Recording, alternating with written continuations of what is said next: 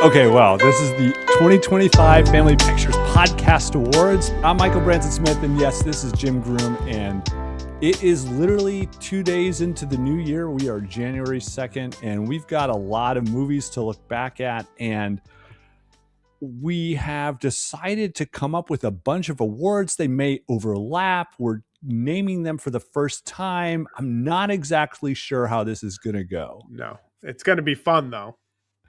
So, I mean, I think we didn't even bother, as we should have, talk about what the order of events this should be. I do think the one that I do think we should hold off into the, like, quote unquote best and worst fathers and mothers of the year to the end. That's kind of like the big, like, best director, best actor, best actress. Exactly. Yeah, I agree. And so, without any particular rationale for what, let's start with kind of a fun one, if that's okay. I thought we'd start with the okay, and I've also tried to give these awards name, and Jim does not know any of them.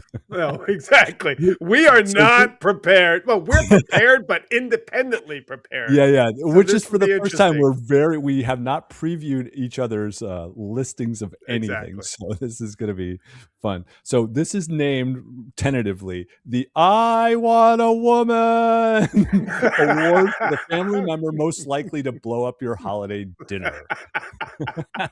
That's a good one. I didn't even think of the Amarcord brother. What's his name again? Amarcord. It's Uncle Teo, right? Uncle Teo. And so this this award is named in honor of Amarcord, the Fellini film. And it's kind of a combo that I'm nominating both Tita's grandfather and Uncle Teo. Tita, who's at the dinner table making really crass jokes and pumping his fists, like talking about, and high whistling and doing his gestures and grabbing Gina, and he's a little, he's a little inappropriate at the dinner table. But at the same time, when they go to get when the whole family heads out into the beautiful countryside and they pick up their poor Uncle Teo, who's living in an institution, a mental institution, and they think they'll have a nice day and they'll have a nice dinner. But instead, Teo, at the end of dinner, what does he do? He climbs up a tree and he starts pelting the family with rocks. And he's so his heart aches so badly, he just screams over and over again, "I want a woman!" And the whole family has to play this. Yes, the whole family has to play this charade of pretending to leave without him to try to get him to come back. So, who is a nominee for you? I'm not saying this is a winner. It's a good name for the award, though. It is. For a family member that's most likely to blow up your holiday dinner. Did you have anybody? Well, there would definitely be one, I would say. Well, there's many I could think of. And I think there is one character who could run the table. Yeah. And I am not going to bring them out yet. Okay. There is someone who could run the table, and you'll be very disappointed. But right now, I'm going to say Uncle Ethan from The Searchers. Oh yeah, he's pretty good. Yeah, he's I considered him. He didn't make my final list, but he was pretty racy. Yeah. If you had Uncle Ethan at your dinner table, shit would blow up. You would bring, like, your girlfriend or boyfriend, maybe of a different race, maybe playing with questions of gender, and Uncle Ethan would be the uncle who basically embarrassed you, who you hated, who you didn't want to disown from the family. He was a Trump supporter. He was whoever. That was Uncle Ethan. Yeah, so he's going to tell you how it's supposed to work in this family. And that's John Wayne from The Searchers, to be clear. Yeah. And a great character, but definitely not one you want at your Thanksgiving dinner, for example, to talk politics. Yeah, I had another one that's like, an honorable mention that was just kind of silly. As I thought of Danny Verman from Johnny Dangerously, played by Joe Piscopo. He's not exactly family, but when you're a part of the gang, you're part of the bigger family. But the reality is, every time you'd be like, "Hey, Verm, can you pass me the salt?" my mom asked me to pass the salt once, or like, you're just like, hey, hey, Uncle Verm, you uh can you come watch the Detroit Lions with me? Watch some football. It's like my brother asked me to watch the Detroit Lions once. Once. That's a good one. Joe Piscoe. He gets a little honorable mention here, which Yeah, is and he's good. just a little too intense. You're just like, it's just nice to be around that character who's always like at 11 with their Okay. personality. Who else did you have for this? Oh, I mean, I have a winner, and I have Oh, an you have a winner. evidence-based winner. But I mean, do you want me to go? I can go first. Go first. Okay, mine is absolutely Cousin Eddie from Vacation. Oh, that's a good one. That's a good And one. then the reason is it literally happens in one of the sequels in Christmas Vacation. Cousin Eddie shows up with his wife and two of his youngest family members, literally crashes Clark's family's vacation holiday event at the house. He shows up in the RV that's rusted and disgusting, and he's like, "Hey, can we come stay and hang out for Christmas?" And they're just like, "Oh my God, what are you doing to me?" And he literally, like, later on, there's this amazing outfit where Randy Quaid's wearing, where he's got a white turtleneck and nice green Christmas pants Oh, on and yeah. his white loafers, and he's literally like breaking shit. He's like drinking too much eggnog. He's got his dog that's snotting all over everything and drinking all the Christmas tree water. And it's just a nightmare. And, He's he's almost as iconic as any character as an uncle. Like when you're driving yeah, in a Winnebago, it's like Uncle Eddie. You dressed weird like Uncle Eddie. Like people actually point him out of the Vacation series. Like he's exactly. almost transcended that series to be like your weird uncle. But he's not as, I think, aggro as Uncle Okay. Ethan from The Searchers. Oh, no, he's not. He No, would he's, be more laughable and kind of funny and trashy, but he yeah, but wouldn't be like he's going to really just aggro. but he's gonna probably try to steal your money. Like he's like searching through your closet and saying, "Hey, what do I got in here?" Because he's always like looking for something. He needs something from Well, this then what exchange. about James from Weapons? It's going through your rooms while you're all down eating and stealing all your family like valuables. Well, Like James is homeless, so I don't know if he's a family member, but it's okay. but he's trying to get back in with his sister so he can This is repay true. his mom. So Yeah, there yeah. is family there. So There if is there James is no. comes to a family event, it's going to be bad. So is this your winner? Is it James from Weapons? No, I have a winner for most of these categories, and Okay, it's so one character. Dawn who's your character? Davenport. It's always Dawn Davenport from Oh yeah, of Female course, Trouble. She of goes and course, she rips of down the course. Christmas tree in front of her parents. Yes, this Was is there true. any better? Like Why didn't you get me my cha-cha heels? Dawn Davenport. I have a feeling, I mean, early on prediction for this award ceremony, Oh my she god. might run the table today. Oh my god. Are you gonna have her win fucking everything? Oh my god. Maybe. I'm gonna shoot you. And it's an easy argument. I mean, I you can know it argue is. me down if I'm wrong. But that's because that And then it goes movie to is the bigger so question of why unwatchable. it's such a great movie. Maybe one of the greatest.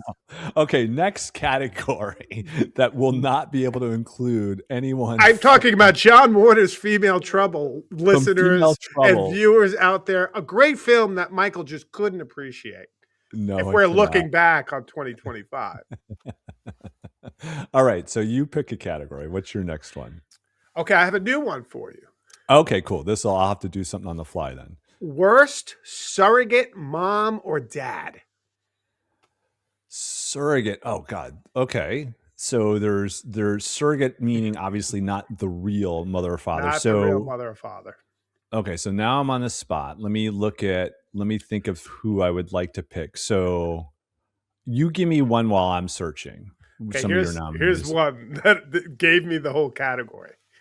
Worst surrogate dad for a film is Larry Clark for Kids. Oh yeah. Oh my god. Right? He wins this award, I think, right? Yeah, yeah, yeah, yeah. So listeners, if you haven't seen it, kids, 1995, we did it during our alternative 90s series. Was wonderful. One of the things we learned from that watching and the documentary that went alongside it, which was Yeah. made years later, was that Larry Clark was a complete asshole and took advantage of these kids in 95, to basically, further his own career. And then he was feeding them drugs, and he was kind of acting like this big kind of father figure, but I'm cool and I Yeah. do drugs like you and whatever. And Giving them away. Yeah, it was disgusting. it's disgusting. So, as a surrogate dad, which he kind of played for a lot of these kids who were really like down and out kids from New York Mhm. during that era, I think this is a good one. And I kind of came up with it for Larry. So, Larry, if you're out there, congratulations. You are the worst surrogate father that we've seen so far in film in Yeah. 2025.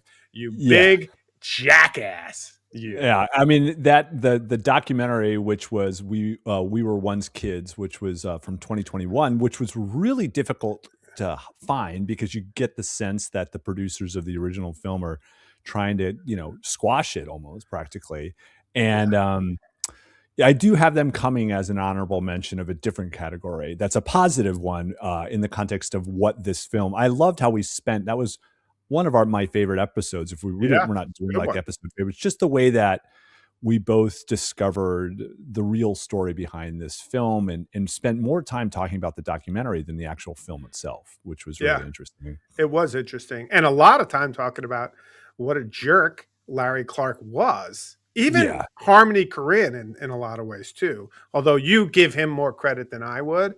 But he too, he used those kids and moved yeah, on.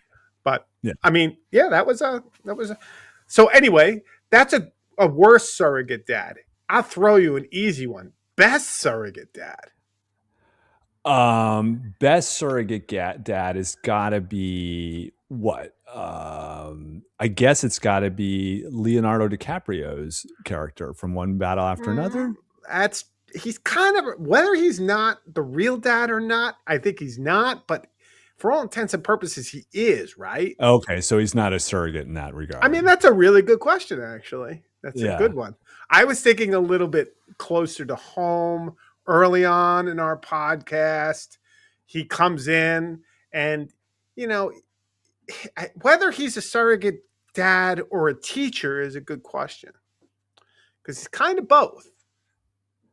are we talking like surrogate dads? Like I'm thinking. Wax on. Oh, Wax Mr. Miyagi. Yeah, off, yeah, yeah, yeah, right? yeah, yeah. Come on, Okay. Miyagi. Well, Mr. Miyagi for me is almost like best dad, even though because I didn't separate them. Okay, so Okay. I get them. Okay, I get that. Mr. Miyagi definitely shows up and like his like willingness to take on this role, but also be a real person. He's not just this perfect mentor to Danny LaRusso, who's struggling while he's having moved across the country from his home in New Jersey in his nice Italian neighborhood, but his single mom is really kind of holding shit together. She gets an honorable mention later, She does for and me too.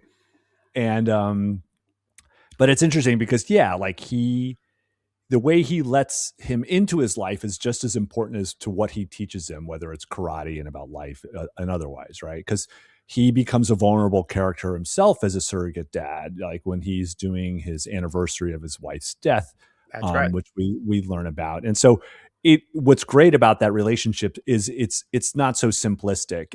It does go both ways. It does. No, and so that's what I was thinking. But you're right. He could come up in other ways. I'm trying to think of surrogate moms, good or bad, and I don't have one that I can think of. No, gosh, I mean, it's more like we have to have the. It would be more. You can. No, I don't think. Maybe the older sister from Night of the Comet dealing with her. Maybe that's a good That, one. that's not too bad. Oh, Um, you know who it is? what? Surrogate Doris from Night of the Comet as stepmom. Oh, she's terrible. She punches her in the face, right? Yeah, she definitely has. She's like, she punches Sam in the face for talking back to her. It's Yeah, she was an honorable mention as like worst yeah. mom Worst later mom. Yep. on. Yeah, I mean, I didn't parse these that way, but I totally get that. She was on my list as well for sure. Well, the whole thing that okay, yeah, we'll go on. Okay, that's my throwing at you. You go. Okay, so let's see. All right, so let's talk about families we would like to be a part of or not like to be a part of, right? So we have the family you would most like to be a member of. This was an interesting one for me. I had Yeah. two, but the two I probably would most want to be a part of is either the family. Okay, let me start with one. The family from Running on Empty. Yeah. They had a lot of love in that family, and they kind Yeah. of they they were because they were on the run from the FBI. They disassociated themselves from a certain amount of, you know, Right. material items because they couldn't hold on to anything, nor could they often afford anything. And it really became about that bond between them. And I think it, for me, kind of put into sharp focus how hard it is when your kids do leave, right? So that was a family I wouldn't mind being a part of. I mean, I wouldn't Yeah. like the running part probably. That would No, probably be bad.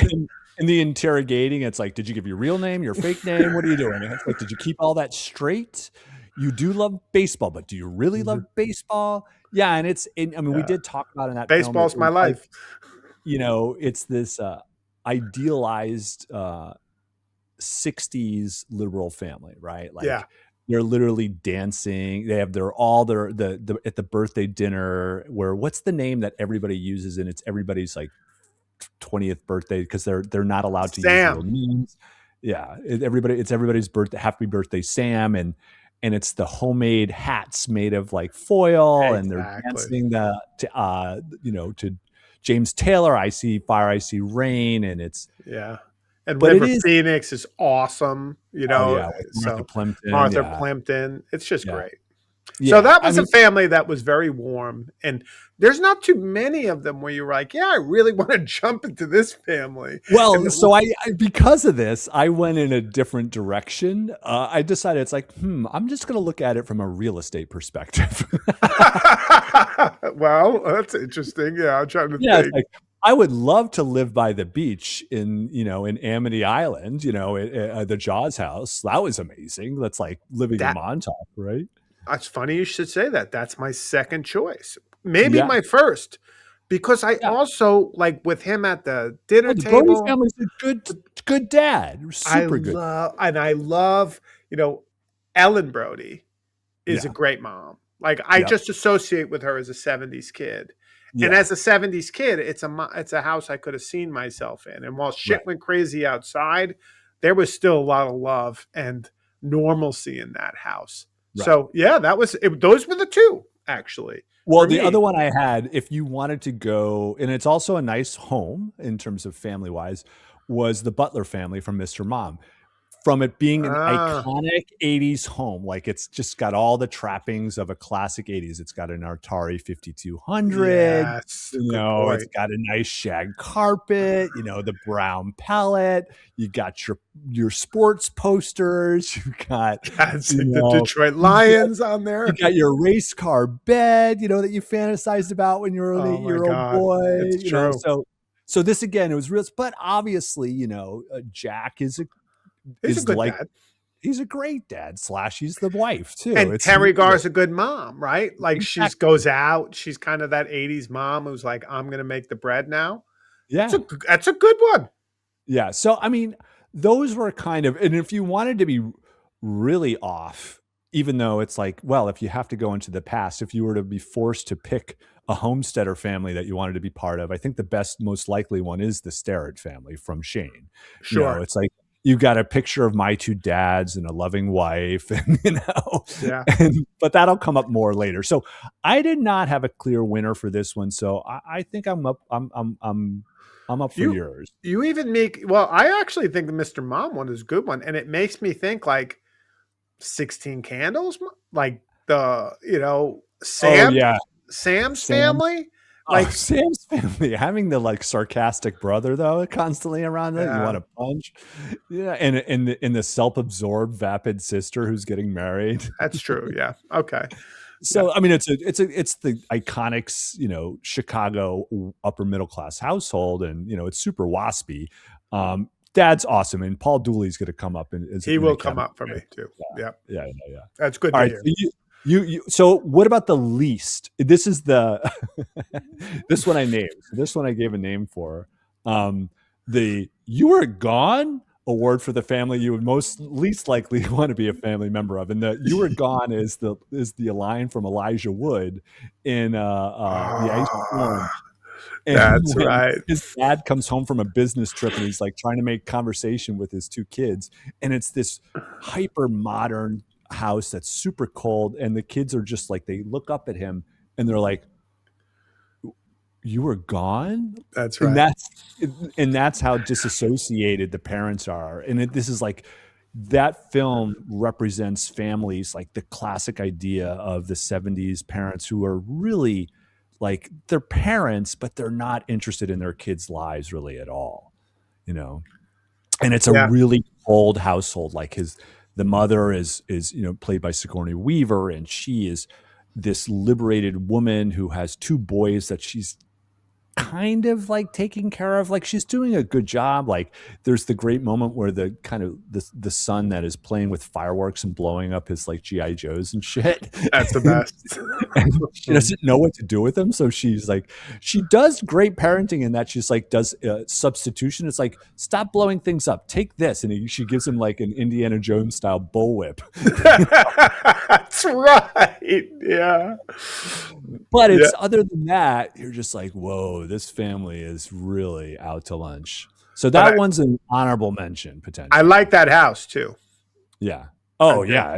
But we don't want to be there. This is a family we don't. This is the least like to be a member of. I think we need to do a new. I think you have a great another category we need to redo. Best real estate, like best Oh, house you want yeah, to be in, all right. despite I'll the add that. In. family. Yeah, yeah. I'll put that on the list. We'll have That's like a we real have to estate do guys. that. Yeah, yeah. Um, Okay. the worst family, like the family I don't want to be a part of, like it's a three-way tie. Oh, okay. So you're going the horror ones, aren't you? Well, two horror and Yeah. then Okay. one Dawn Davenport's house. I had them, welcome to the dollhouse parents. Man, that mom, she is gonna come up Oh, later. that's right. That's interesting. No, no, no, no. I'm sorry. You're Don Davenporting me again. I'm sorry. I'm because the daughter's name in Welcome to the Dollhouse is also Dawn. Yeah. No, It's not Don I'm not, I'm Davenport. Dawn Davenport. Yeah, you're Don Davenporting all of these, But aren't okay, you? put that aside because I know you don't like that. Um, No, you can't. It's too obvious. because it's that good. But that's why it's obvious because it's good. But either way, like I wouldn't want to be a part of the Texas Chainsaw Massacre family. No. Well, unless you had the chainsaw, maybe Or I you liked do. beef a lot. Yeah. I mean, I kind of reserve that for a whole other category just for you, if you will.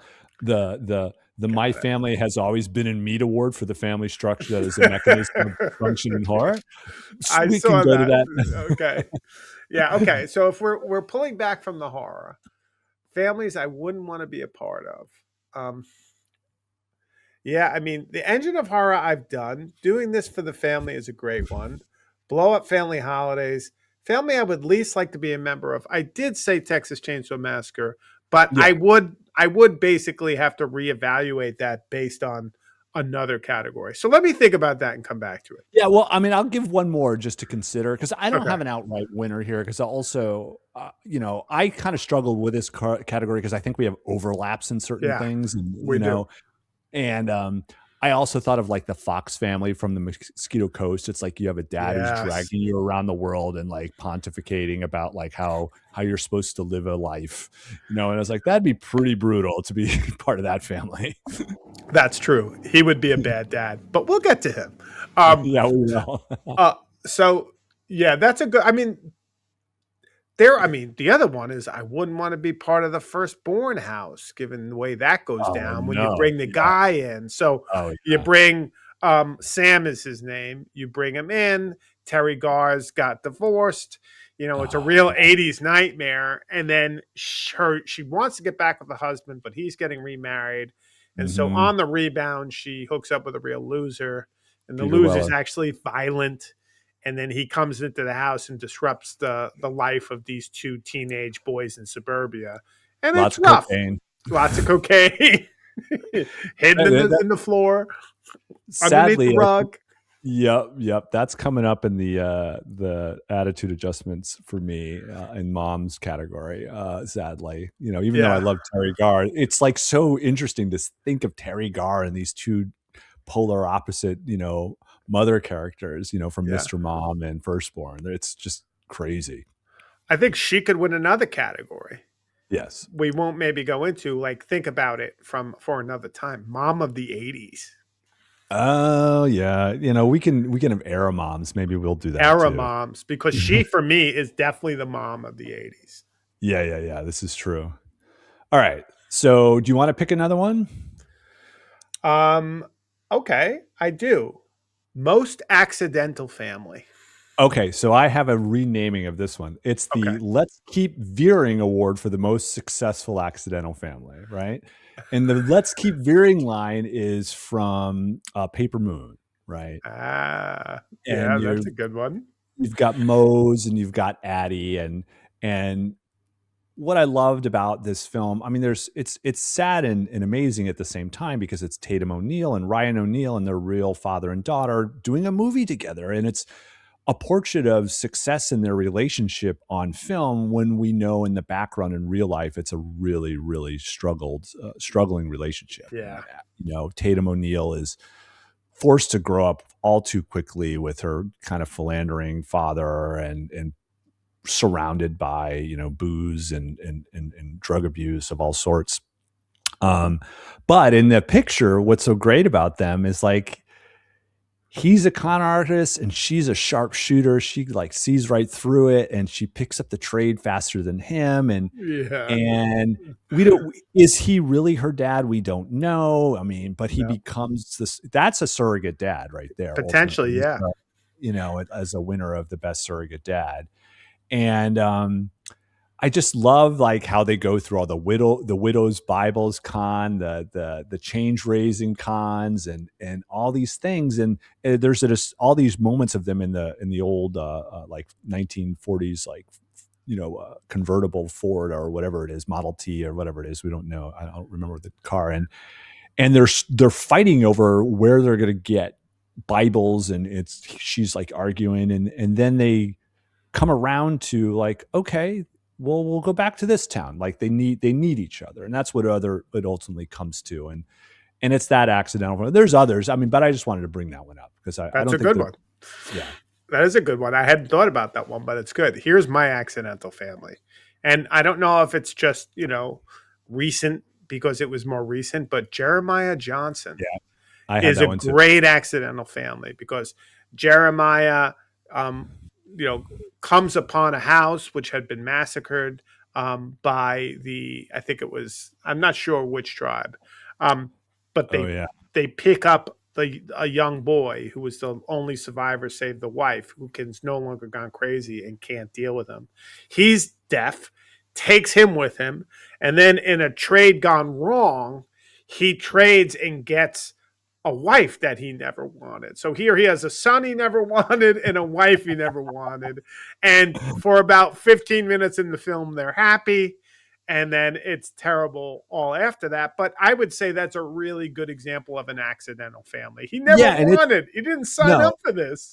but the great thing is too that the film portrays is like this is the only time his character seems truly happy, right? Yes. Like Good he point. he he has there's some initial apparent happiness in Jeremiah Johnson after he meets the kind of another surrogate father potential, Yeah.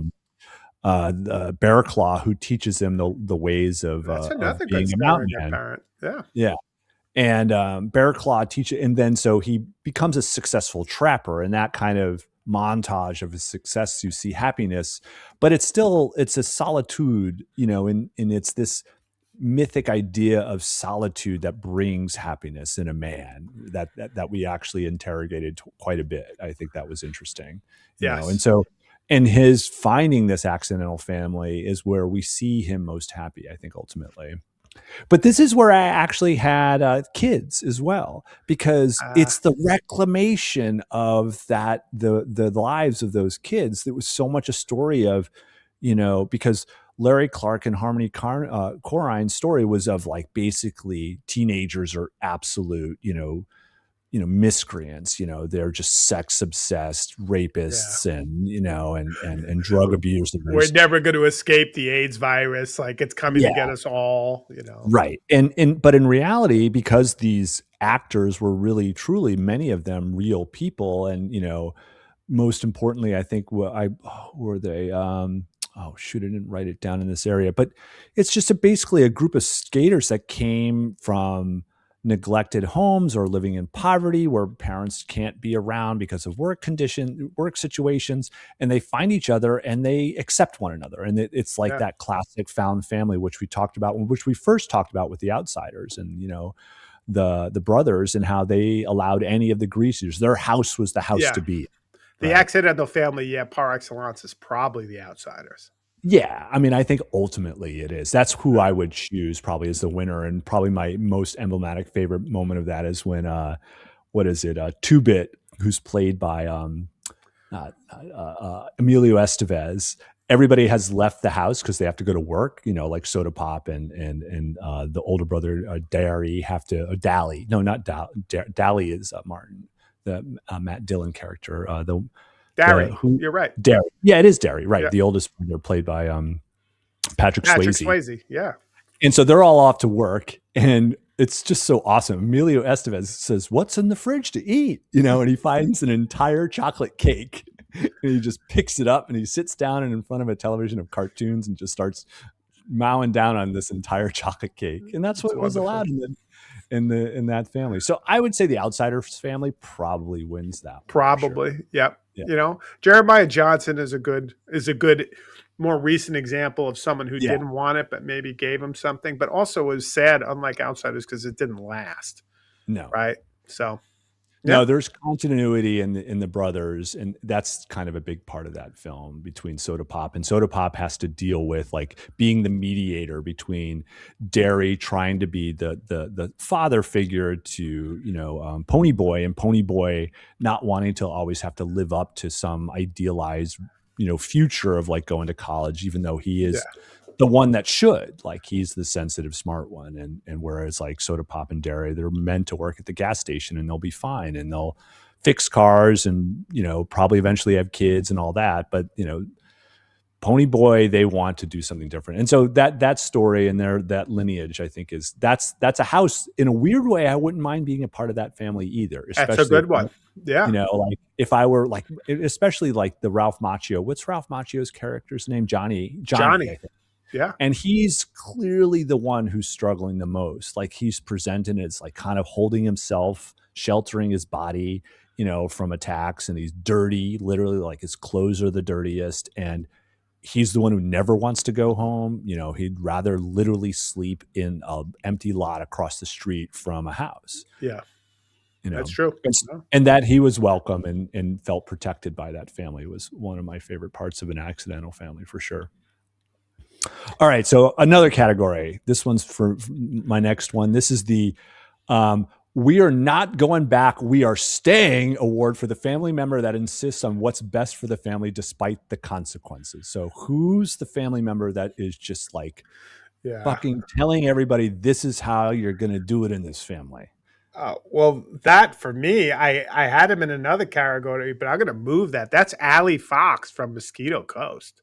Yeah, yeah, I had him as the clear winner. I have an honorable mention, but Ali Fox, man, his vision Totally. of saving a family, is just so fucked up, Yeah. and it's such tyranny. And, you clearly the kids were homeschooled, and it's a way of not like teaching them really the knowledge that they could use in life. It's more a way of controlling his kids and affecting their destinies and what they're supposed to do. Arguably Harrison Ford's best role, in my opinion. I love him Yeah. in it, and he plays Mhm. it to a T. It's when he shows his acting chops. Um, Uh-huh. and it's a great movie. It's our River Phoenix. We went on a little River Phoenix bend from Yeah. Running on Empty to that one. But yeah, I think who is your honorable mention, because very few can kind of compete with him. But Oh, it's the where the quote comes from. It's Moody, played by Alfred Molina, and not oh without my my god, daughter. say that quote again. Say it again. We're not going back. We're staying here because That's this is, awesome. you I know, love Not Moody. Without My Daughter. This is like the captivity narrative, effectively. Uh, Moody is great. a modern captivity narrative. Normally it's about some Protestant white pre colonial or colonial days, who's gone and been forced to live within Native Americans. No, this is Moody, who's been Americanized, but he's an Iranian American who's a doctor in the States, and from all presentations of his life, it looks ideal, bucolic. He has this beautiful house that's by the water, and this beautiful wife played by Sally Field, and his daughter's adorable, and she still has a Muslim name like in Matoub. Yeah. But he really misses his family in Iran, and he's like, we need to go on a trip. I need to see my family. And the construct is so nuts because it's his wife Betty is like, she's suspicious from the jump, right? And She's Betty's like, like, I don't want to go back there. I don't yeah, want to go to that savage country. He's like, right, what do you mean? Like, that's when you start to see. But like, it is hardcore American propaganda, yeah, yeah, anti-Iranian American propaganda. And I am correct, so proud and glad that you brought him into a category. And I yeah. think is that the first time you saw that film, is when I Oh yeah, it recommended was. it. Yeah, I hadn't seen, even though I love Sally Field too. But it's just an odd movie It ultimately. is a crazy movie, and I think Yeah, that's why I like it so much, because yeah, it is probably like the most pure piece of propaganda. And I've argued this during our presentation I uh have huh, seen in the 90s, right? And it's good in that it brings out all the worst in nationalism that we feel and puts it on display. And it yeah. just reminds us that we are like actual cogs in a machine of national control. Anyway, yeah, I love that movie. Anyway, yes, thank you. Moody, any day you bring Moody in the category, I'm with you. So probably Ali Fox for sure, but Yeah. Moody's the propaganda poster child for number two. Alfred Molina gets a honorable mention for his Oh, role as he's great. Moody. He said he Yeah. got punched in the face by an Iranian person for playing that role. Really? Yeah, someone came up and just punched him in the face for being Wow. Moody. You got the Salman Rushdie treatment, basically, right? Yeah, well, luckily not entirely. Yeah. Yeah. All right. So what's next? You Okay, pick. I will pick one. Do I want to go off? I was gonna.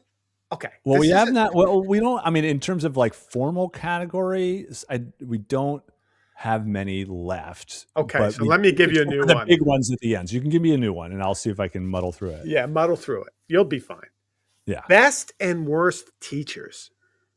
Ooh, Right, really right. good You like that? category. Yeah, that's a really good one. Yeah, Yeah. because they are surrogate parents to See, children, I'm right? so happy because usually Michael does all the work.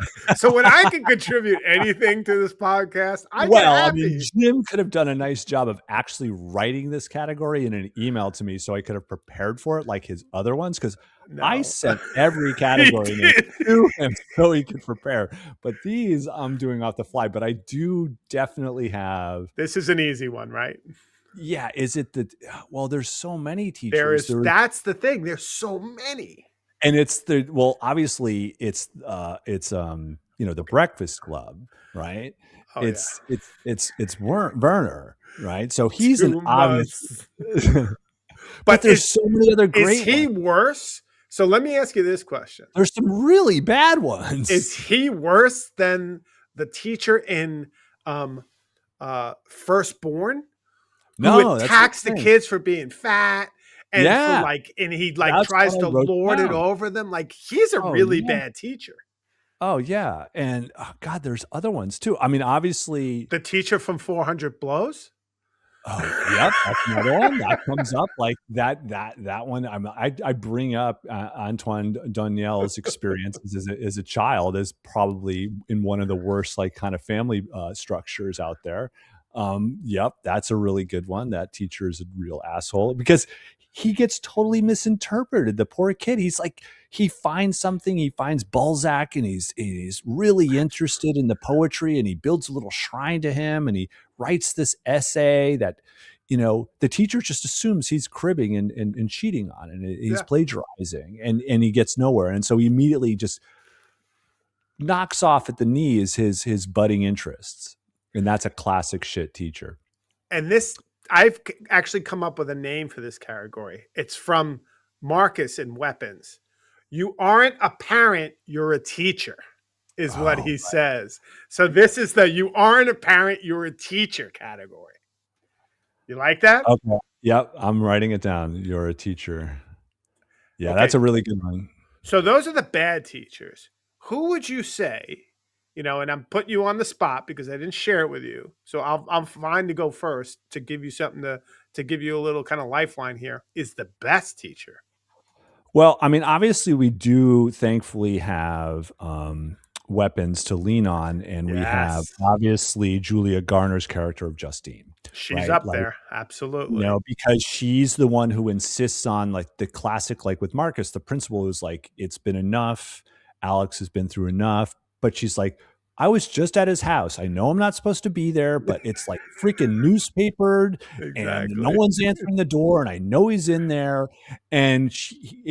Marcus is like, I'm going to pretend like you didn't call. And what's so great about that film is like later on, you hear the rest of the call where she insists Yeah. that she reach out and to Child Protective Services, but Marcus still pushes it off to his, tragic law ending, which we Yeah. will be discussing later. But leads to, she insists that he reach out and do his actual job, Yeah. right? I awesome. I have another one. What do you think of this? Kind of best teacher for me, and we can go either way with this, is Sensei from One Battle After Another, which is Oh Benicio del yeah, Toro. he gets it. He gets a different category from me. I love Sensei. Yeah, yeah, Okay, so yeah. Sensei is another good teacher. Another Mhm. good one is the Mr. Hand from kind of good but kind of bad, right? Like He almost literally wins both awards at the same time. exactly. So I mean, Mr. Hand, because he's obviously puritanical with his like rigidness, right? But at the same time, he does insist that the Sean Penn character learn something and exactly. showcase some learning, right? And he believes in like the value system of education is not just a construct, but something to be not just performed, but to be Yeah. participating in. He's like, our time, right? This is our Yeah. time, Mr. Spigoli. Yeah. So, yeah. And then honorable mention is Okay. all the teachers in Amicord. Okay. Yeah. Yeah. And you brought up another one I hadn't thought was Bear Claw from Jeremiah Johnson. See, what I'm Yeah. Yeah. thinking is we could do a whole spin-off in these Yeah. movies on teachers. Yeah. Yeah. Yeah. Yeah. There's Yeah. so many, like we've talked about this again and again over our first year, like how important the institution of school plays into the Right. idea of family. Right. Yeah. I mean, it's the thing I always say. It's like it's when you have in your life the largest touch point with your government, right? Because Yeah, effectively, unless you're in private school, which the vast majority of students are not in, this a teacher is a public school employee, is a public employee, and this is a person who's a representative of your town, of your state, of your yeah, community. And it's intrinsic to understanding effectively community and family values yeah, ultimately, right? absolutely. So anyway, that's a category that we'll be building on. But Okay, I like that a lot. yeah. All right, so let's see. Do we have one more before the big ones at the end? Yes, Well, these are no, you go ahead. Do you have something well, else? you said the one I'm doing this for the family. Is that Okay, yeah, yeah, yeah. I like that one. The wait, which one is It's the that? we should call it the Walter White Award. Oh yeah, but no, we did that. That's effectively Allie Fox. Okay. the Alley Fox Award. Yeah, yeah, yeah. Right, right. Okay. Oh, we can do this is the horror one effectively. The My Family is has always been in Meat award for the family structure that is a mechanism of dysfunction and horror. So, what's interesting is there's the obvious winners, right? We have Texas Chainsaw Massacre. We have uh, the the Brood, not yeah, the Brood's mother, Brood kind not of no sits no in no. between all these weirdly. Yeah, no, that one's in the mother category. That's going to come later. Maybe worst siblings would be the Brood. We didn't do worst siblings. But That's instead we have also, Amityville Horror, right, with the creepy treehouse, literally. And then most actually importantly, we have what's the one where they're out in the desert, and I'm blanking at the Wes Craven. Hills Have Eyes. The Hills Have Eyes. Thank you. Yeah, So because you're as we know, horror is not my genre of choice. But I enjoyed this 1970s it was a good, horror, family horror, summer hot summer family horror. it was a great run, and I agree with you. Those are the three I had, and the Hills Have Eyes. I mean, well, that's its own thing. It's easy to kind of, for those of you who've seen it or haven't, it's a family of basically, Cannibals. cannibals, We right? have two And families of cannibals in this category. same with People. Texas Chainsaw Massacres. So you kind of, So even if you obvious. haven't seen it, you've kind of seen it. Yeah. Amityville Horror, the thing that we discovered there and I thought was interesting is Mm, the family as engine of horror is not so much that the family members are horrific, because that right. wasn't the case in Amityville Harbor. What was the case, though, is the economics of family was Hmm. horrific. And so, in my mind, that gets the award here because Yeah. that was a kind of breakthrough for us. It was a great episode.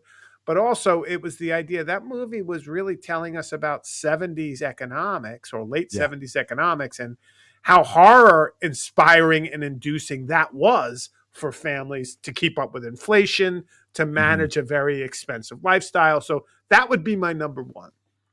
Well, I mean, the other one that's an honorable mention is Weapons, obviously. Auntie Uh, Gladys, who you get a sense is persisting across generations of family, right? yeah, Because, we have Alex's mother who's describing it's like, well, my mother took care of her. Now it's my turn, right? And yeah, and it's this being saddled with this woman who apparently we learn is basically a witch and a parasite at the same time, literally. But it's an allegory of family abuse, ultimately, in a lot of ways, and yeah. in the context of drug abuse, alcohol abuse, and you know, she basically uses family members as like a zombie, as blood bags to feed her her lifeblood. We don't even know exactly, which I love actually. It touches on another main theme that we have explored in our first 2025. Well, our first however many months of podcasting, our first Yeah. full year was 2025, was how sycophantic and vampiric the boomers are. Yeah.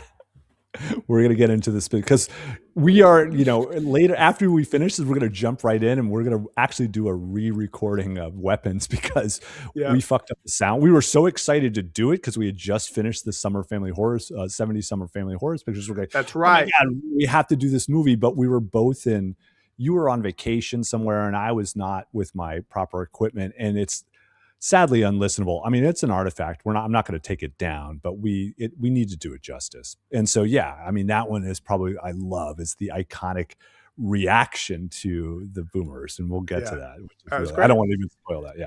No, no, no. It was Okay. awesome. Okay. Yeah.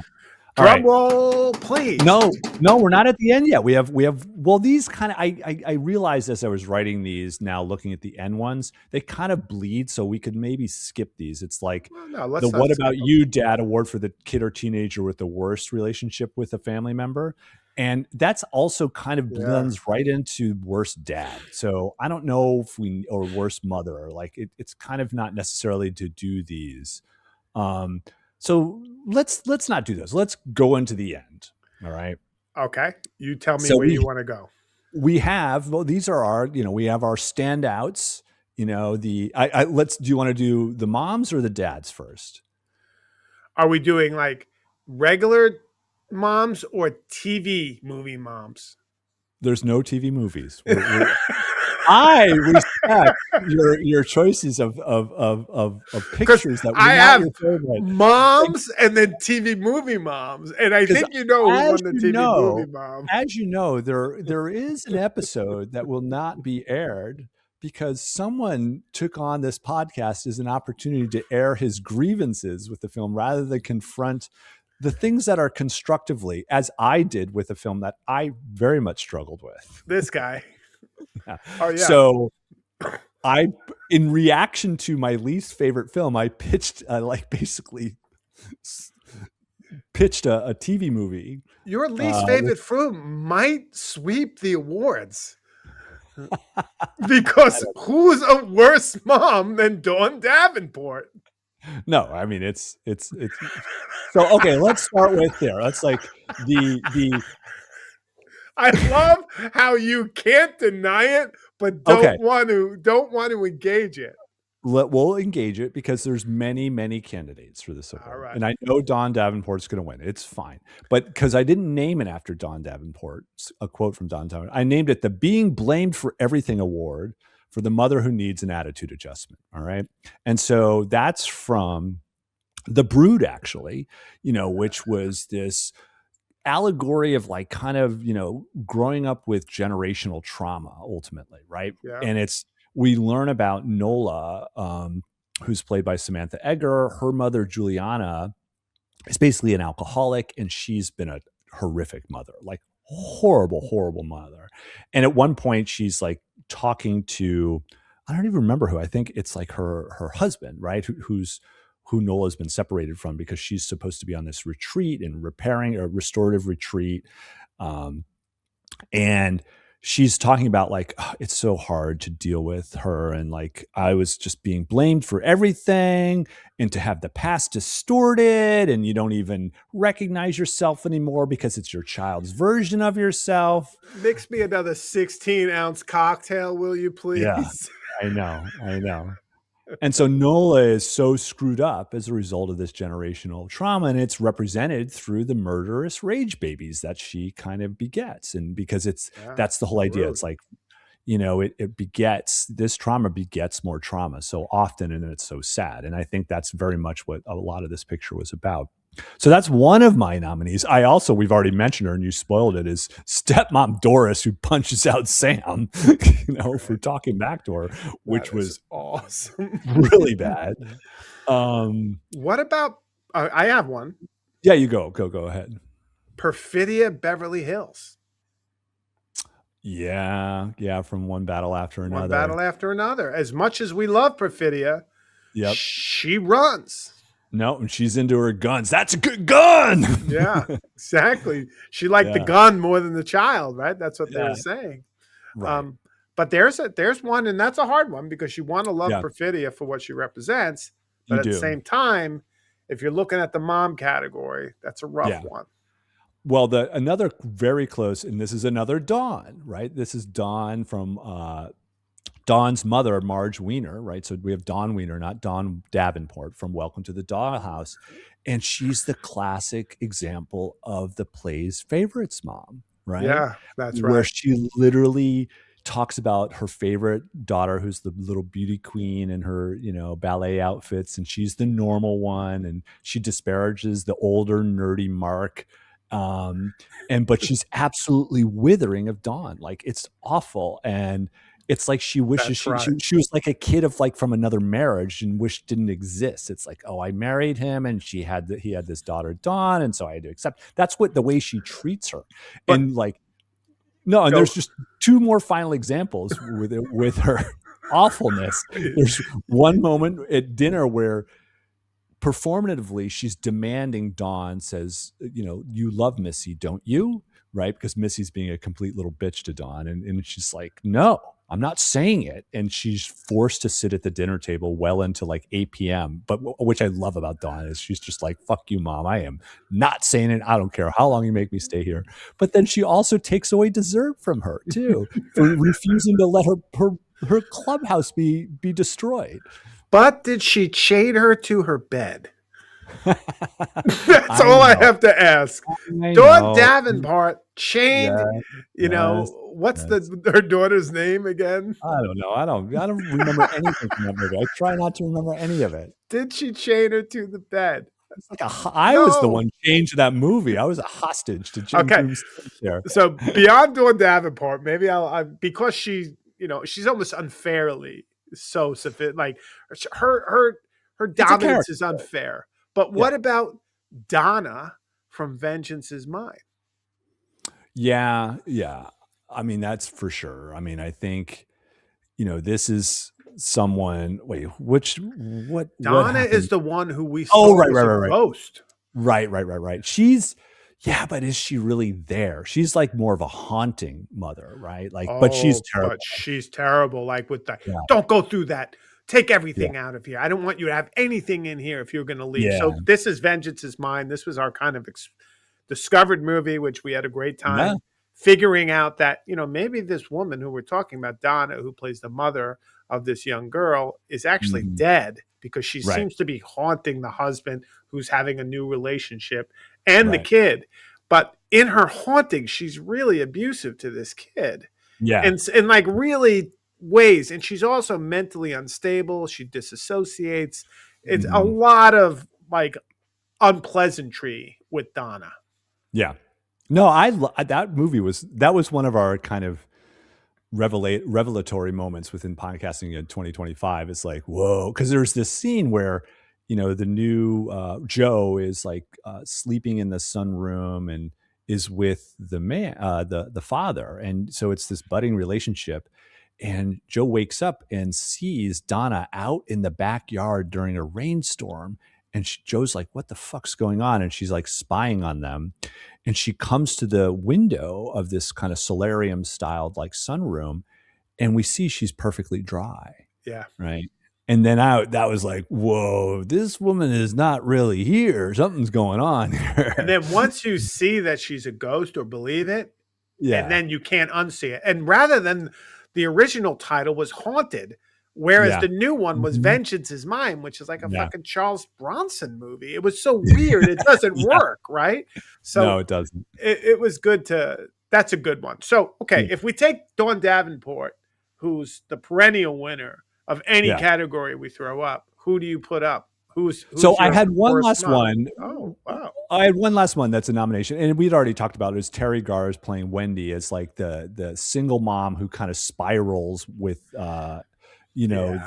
the Sam in Firstborn, where played by Peter Weller, who's the boyfriend who basically introduces cocaine and day drinking into the household, and the house falls apart, and Day to the drink. point to the point where Terry Garr can't even intervene and go to school to represent her younger son, Yeah.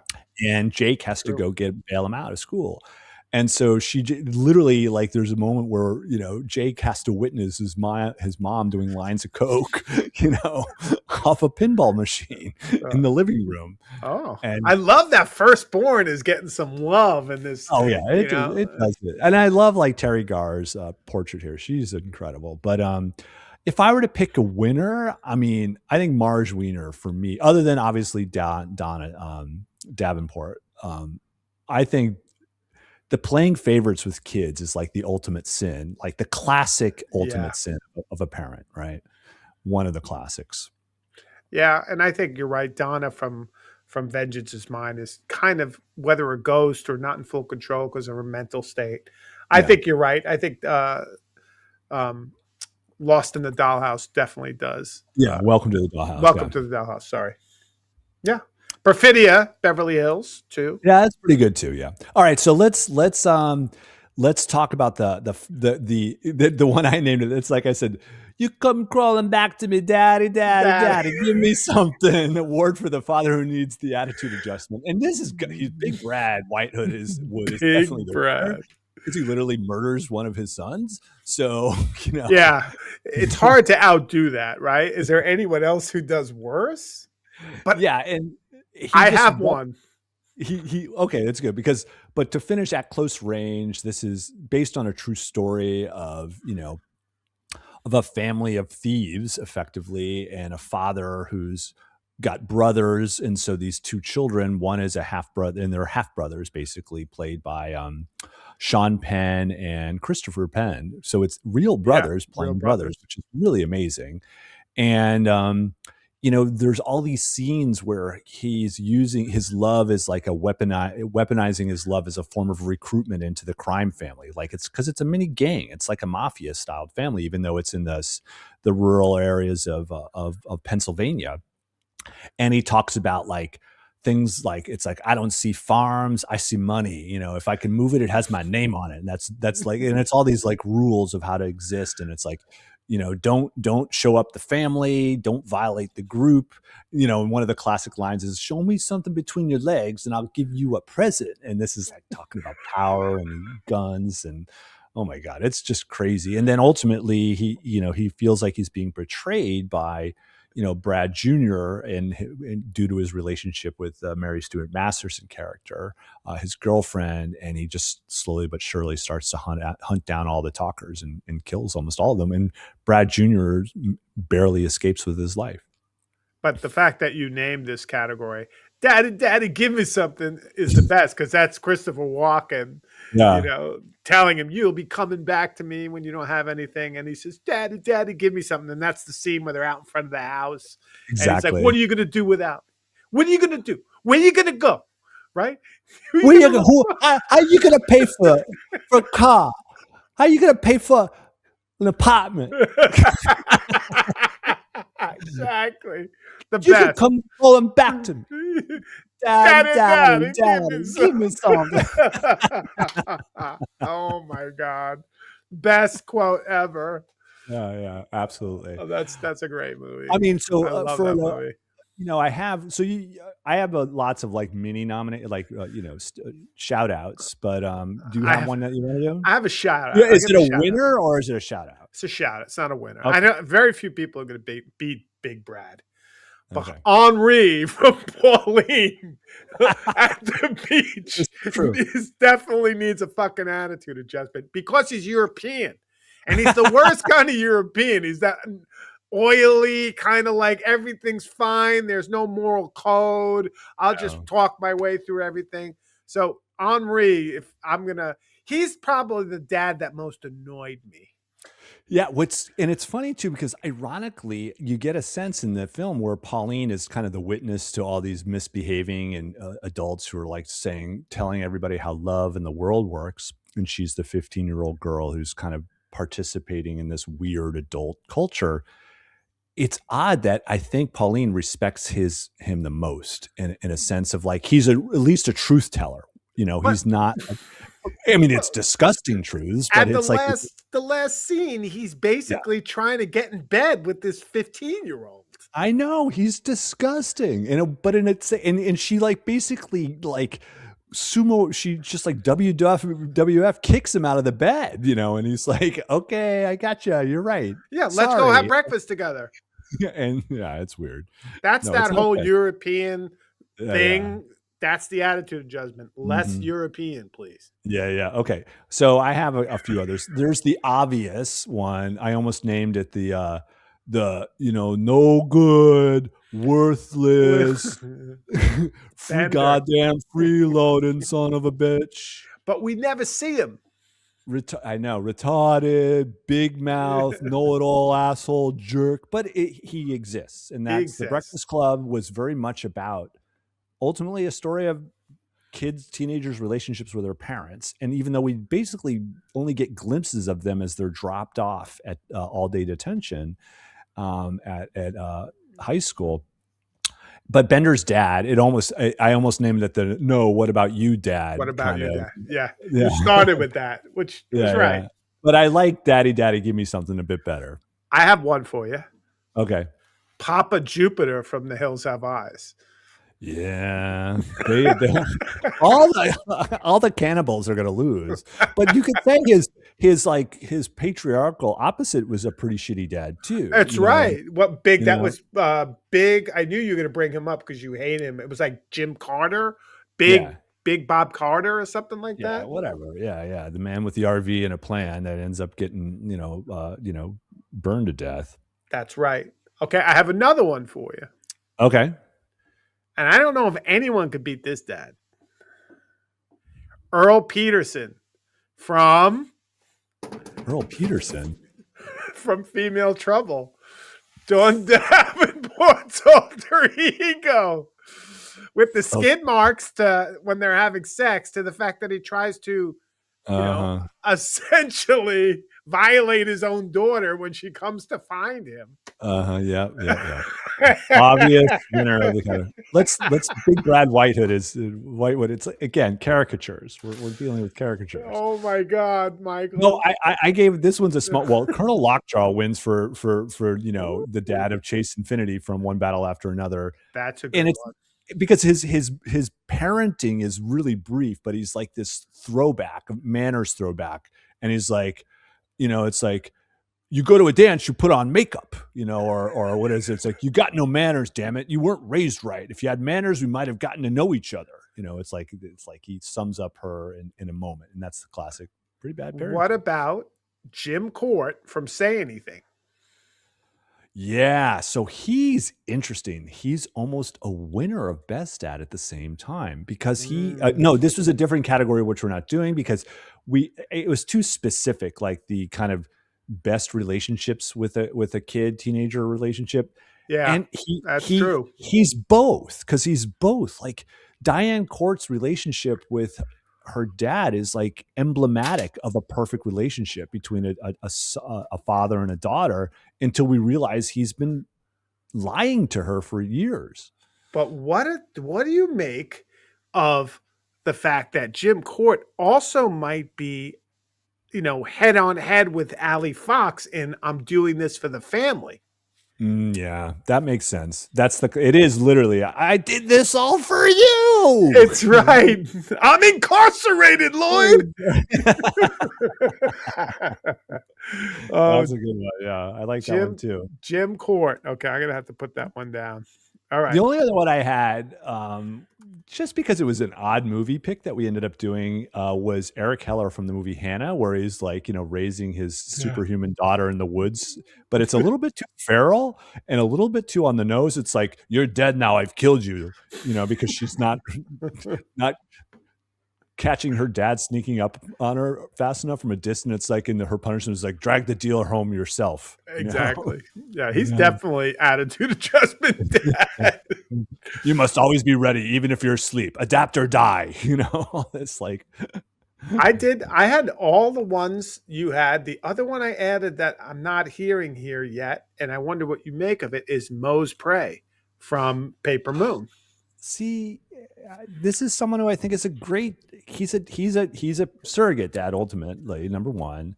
Okay. And I mean, he does fuck up and basically almost discard Addie for his relationship with what's the Bernadette Peters character name, who's so great, who's the Gilda floozy. Radner. It's not Gilda Radner, it's Bernadette Peters. I'm almost positive. You might be um right. Gilda Radner's at SNL. This is Bernadette Peters from Taxi, Latka's wife, in the show. Yep, you're right. I'm Yeah, wrong. and Mose definitely is not totally have his head on straight, but he does come back for her at the very end. That's He true. could have left her. He could have left her with her new family, but instead he doesn't. He comes back for her, and he's like, "Okay, we're a pair," And so Yeah, obviously it's a grifter's life, so it's going to be fraught. They're basically belong in the family on the run category more than anything, you know. it's true. Um, That's actually a good point. But remember when he was driving that car and she was on top of the crate? that left some real life stakes. That was more of like bad directing and producing, of a child actor, which is something we kind of came up again and again in multiple movies, like Corey Haim from Firstborn, who goes through the ringer as a child actor. They just weren't protected as they are now. Back in the 80s, where all the directors and producers were doing like too much coke literally themselves, so they're like, yeah, that kid will be fine. I mean, we talked about Kids, which was the ultimate like child abuse film director, so Yeah. All right. So on to the final pair. We have Okay. our We're Home Baby Award for the Standout Mother of the Year. Wow. What is that from? We're home, baby. Oh, that sounds familiar. That's Not Without My Daughter. It's Betty. Oh, of Sally Field. course. I missed two of my favorite movies. And Yeah, that was she's up there for me. yeah, I mean, she obviously has to be nominated because she successfully navigates the smuggling of herself and her daughter out of Iran. So, Sally Field, who plays Betty Mahmoudi, Yep. um, in Not Without My Daughter, which we've talked about. That's the Yep. American versus Iran propaganda film from the 90s. Um, and yeah, she was amazing in that. And she was a great mom. She did a lot She from, did a lot. She played the role of accepting, her captivity and while still trying to find her way and plan her way out. okay, who do you have? I have a bunch for this category, so I'm ready for you. I have a few. So I have like this one of my favorites is Mrs. Parker from A Christmas Story, played by Melinda Dillon, just because like she's a mom with a sense of humor. Like Yeah. being a parent is boring as shit, like with the basics of dealing with a little kid that's a little bit of a pain in the ass. And she does the piggy routine with Randy to get him to eat his dinner. And it's totally disgusting. But to her, it's like fun and funny, and there's the classic one of she protects Ralphie from the old man. When there's my favorite one is the Scott Farkas affair, like when he basically stands up to the bully and beats him senseless while swearing at him mercilessly. And Yeah. his mother comes up hearing all the profanity, and this is the 50s. And so profanity is like a eat your soap offense. But in this case, she's think he's had enough. Like he had to deal with like violence, enough violence. He doesn't need to deal with the potential violence from his father and yelling and screaming at him. And so she deserves a cheer at the least. I'm with you. I think she's a great mom. Yeah. I'm gonna throw a kind of weird one in here. I'll put it as honorable mention. I loved Mrs. Bjornson from The Searchers. She's the one who Okay. gave that whole speech about the Texicans, and Yeah. she lost her son, and she was really stoic about it. And she talked about the fact that we all have to put our maybe a whole generation of folks are going to have to put their bones in the dirt here for us to kind of cultivate or um, I don't know what you would say. Basically tame the West. And so Mm. she's like this like larger than life figure for me, almost in film, but definitely as a mom figure. If Mrs. Mm. Bjornson was your mom, like you have like, think about it. Like your mom's ready to put you in the ground for her vision of what America is. Like that's that's an interesting mom, right? Maybe Yeah. not the mom I want, but No. interesting. Okay, so Mrs. Bjornson gets honorable mention. Definitely. I have also, as an honorable mention, Lucille Russo. Oh yeah, Danny LaRusso's absolutely. and the Karate Kid. Her mom. She's a single mom that's doing it. It's like it's fucking hard. He's a wisecracking, sarcastic teenager, but he gets him. You can tell they have a good relationship. He gets him to talk. Yep. Right, when they have that lunch together, and he starts talking about Sally, the girl who plays his girlfriend in the film, Elizabeth Shue. Elizabeth Shue. Right. Thank you. Allie, the character Allie. And just the way like she's so into him. It's like, oh, mom, she's amazing. She's like incredible. It's like, oh, yeah, that's great. Like she's just into it and she's super supportive. And, even though it's a really tough move, it's Yeah. like he's leaving his entire culture behind. He's a teenager. When you're a teenager, leaving your culture is really freaking hard. Yeah. Like you have deep friendships in your teenage years, formative relationships in your teenage years, and to just be ejected out of that into a completely different culture where he's very uncomfortable, yet she's very chill and supportive and recognizes what she's kind of done to him. And she speaks of that like, I want to go home, mom. And she's like, you're right, it's my fault. She feels guilty, but at the same time she's not letting him wallow in his misery, and she expects him to do this because this is what you have to do when you're the child of a single mother that's just trying to make it. Yeah. No, good choice. I'm going to throw one at you. I think you're going to like it. Yep. Margot Kidder or Kathy Lutz from Amityville Harbor and horror. And here's my logic Oh here. yeah, yeah, yeah. Not only do I love Margot Kidder, she's awesome, but she drives around in a van. She Yep. comes in with her packages. She's always kind of protecting the kids from the Hmm. father, who is a freaking loose cannon, not only because of the financial horror of this new house, but also her brother. So she's like this protectorate who's trying to keep things together while the dad is increasingly losing it. And she's the only one who's trying to find a solution, going to the father and stuff. Like Right. she's a mom on a mission to She save is. the family. And She's a classic problem solver, like of a yeah, mom. she's a You know. good mom.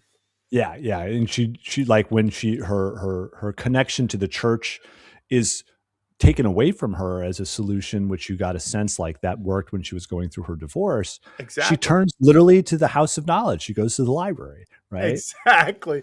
And the fact is, right, like they're a mixed family, right? Like they Mhm. both brought kids from other in the I guess maybe I don't No, I know think if George she Lutz bought only kids. brought kids. Yeah, you're Yeah, right. So yeah, that's an honorable mention is yeah. Kathy Lutz. Okay, this one was a random. This one kind of squeaked in as our indie family, even though it turned into '90s indie families while we were in the midst of it. But we actually started with a film from 2024 called Dee Dee, which Yeah. was the story of like what it's like to assimilate when you're part of. I think, are they Chinese culture? And she effectively, the mother of Dee Dee, Chung Sin, played by Joan Chen, admirably navigates a really, really awkward 13-year-old teenage boy who's really struggling with the absence of a male figure. We're kind of, it's alluded to that the dad is away working back home in like China or Hong Kong. We don't know exactly. It's not described That's right. specifically. Yeah. And to send them money so they could, support their life. And she Right. straddled with his mom. Right. Who's a complete nightmare to her. Like Oh, just so night. withering. You're not doing it wrong. Right, and all this stuff, and and it's so interesting in the film where like Dee Dee is navigating awkwardly through relationships with friends and with girls, and he's just constantly trying to reinvent himself, which is so interesting. It's such a wonderful portrait of this idea Yeah. of She's what great. it's like what it's like for a boy to try to play on roles and try on hats of personalities. Oh, I'm going to be someone who can shoot videos of skater culture, and he befriends these kids, and they're actually pretty normal, right? And like they're Yeah. really well supported. And when they come visit to see his work, and he's an asshole to his mom, they're like, "Dude, what are you doing? Yeah. You know, your And you mom's could way see how much cool." she just wants some appreciation in her Yeah, art. Like, yeah, she's also tried to be an artist and getting mhm, failure, like rejection after rejection. So yeah, that's a great character. I have her on my list yeah. too. And she just like just continue to tries to see him for whatever he is, and that's Yeah. the hard part of parenting. It's like you're the one who's going to see your kids hopefully for who they are and help them navigate whatever they're trying to be. Yeah. I agree. Good description of parenthood. Yeah. All right. I'm going to throw another mom at you that you're going to like. The Okay. mom from Johnny Dangerously.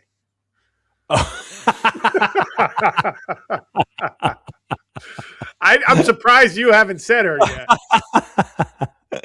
She's kind of an expensive mom, though. Like her Hey, Ma. Hey, her SWIFT Ma. plans. They're not working anymore, Johnny. It's $50,000. It's like, well, I guess she needs to be able to like pull a loogie on me once in a while. Oh my god. Right? And isn't she the one she basically like says, you're doing it because you want to have sex, right? Like Yeah. that's why you're Ba getting boom, ba married. boom, ba boom. Exactly. So maybe funniest mom or most Yeah. outlandish mom. I don't Yeah. know It's what we'd say. she's in the history of like in the entire film is like the history of like vaudeville and prop humor and Mel Brooksian style humor, and it's wonderful. And yeah, and like she's like there's these scenes where she's like making beer in laundry water in a pot that's the size of like a VW a Beetle. It's like crazy. And the room full of clothes that she has to Yeah, the wash. laundry. Yeah, it just like tackles her. So with it when it comes from the ceiling. that's an Yeah. honorable mention I was thinking of when Okay, give me thinking of another one. you because I know you Yeah. liked her. Um, Another one, I think we've already talked about it, but I'm going to go here. I have a bunch. Christina or Liv Ullman in The New Land. Yeah, she's almost a winner for me, ultimately because like she is and yet she persisted mother, right? Like, Yeah, exactly. like because this is the portrait of homesteading life in the New Land, the 1972 Swedish film from these very important Swedish books that were turned into film by Jan Trell. And we both marveled because neither of us had ever seen this. And No. I just sent Jim, and I haven't watched it yet. And the first film, which is The Immigrants, which is the story of them Yeah. basically leaving Sweden for Minnesota in the mid to late 1800s. And it's real homesteader life. Like it's not like this glorified, Crazy. romanticized version of the American West. It's like they show up and they're literally have a hovel. They have their belongings and a hovel and an oxen that's not even theirs to bring them that they have to return. And they light a fire and everybody just works and they work and they work and they work and they work. And she stands up for her friends. Like what's her? I'm mixing it up That's with right. No, you're um, right.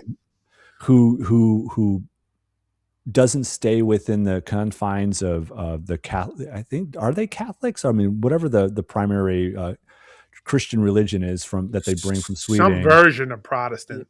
Yeah, and her best friend ends up marrying a local pastor, who's a Baptist, and these new come immigrants from Sweden tries to tell her like, no, you can't be friends with her anymore. You're a terrible, like, gross, disgusting, anti-religious family if you do so. And she's like, fuck off, man. Yeah, Like, she's great. we're in America now. You can't tell us what to do. You Exactly. know? That's the whole beauty. Like we left that behind in Europe.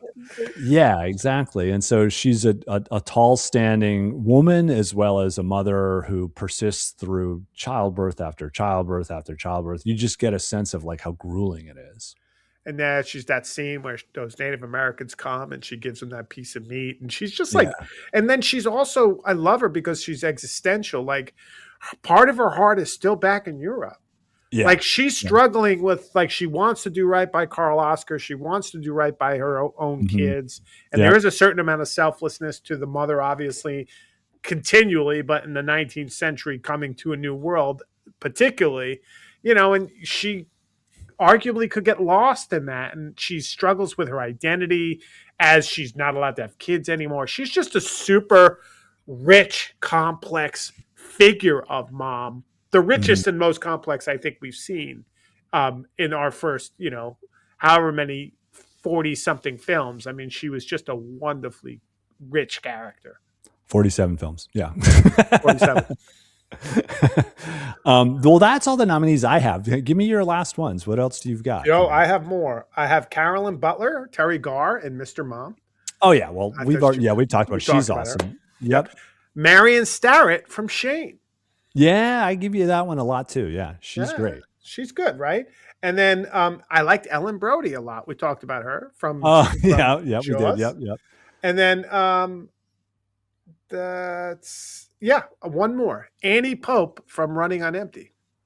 Oh Christine yeah, Lahti. She was a good mom. Despite yeah, she was. everything, like Yeah. she gave him his skills. She was his teacher in terms of the piano and stuff. Like she Yep. really despite, and she wanted to even turn herself in, right? Right. At a certain She was point. the one who is the basically making the Judd Hirsch father character reconcile with we can't make him do this. Yeah.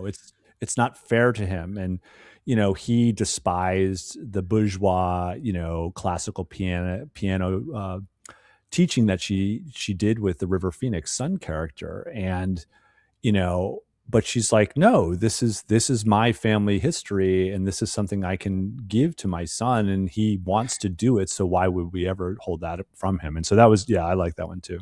So but do you have a winner out of all of these, or who? We don't have to have a winner. I like talking about them more than We don't anything. have to. I mean, but Yeah. I mean, in terms of real complex characters, I would put Christina from Newland. In terms of Yeah, two-dimensional propaganda pieces, I would put Sally Field from Not Without right. My Daughter. Yeah, Betty. We're home, baby.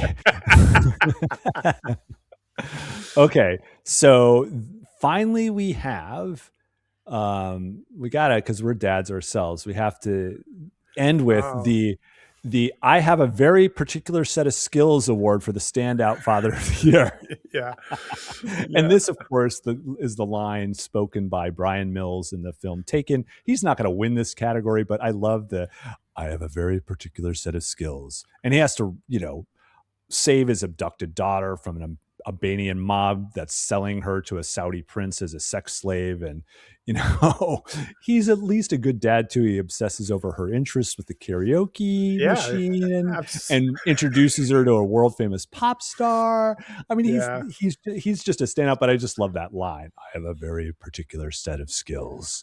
And it's being a good dad that can rescue you from Albanian terrorists or just mafia. Unlike Liv Ullmann in the Newland, which is a rich, complex character, he No, was no, not. no, he's not going to win by any No. stretch of the imagination. I have a weird one I'm going to start this with. Honorable mention. I'm not going to say this is my pick, but I Yeah. really loved Cliff from Some Kind of Wonderful.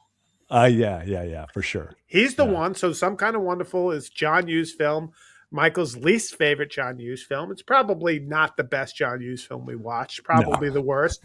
But Eric Stoltz is in it, who again is another character that Michael doesn't like. A lot of not liking from Michael, I see. Stop. I had one bad episode, and he's gone on to dislike many things. But so he basically, this father is a high school John Hughes drama. You get the idea. He's an Yeah. artistic kid. He's different. But the thing that this father does is this father is kind of on top of his son because he's a working class dad. And he's Hmm. bought these T-bills so that he can pay for college, his first year of college. And he's really excited about it. And he Hmm. keeps on bothering his son and telling his son, and then the son goes and spends all the money. And then it's about whose money is it? What do I want to do with my life? Blah, blah, blah. But I like Clifford because Yeah. he's a kind of dad who's trying to do right by his kid and wants to see his kid kind of, excel and go to the next level, even if he doesn't fully understand him.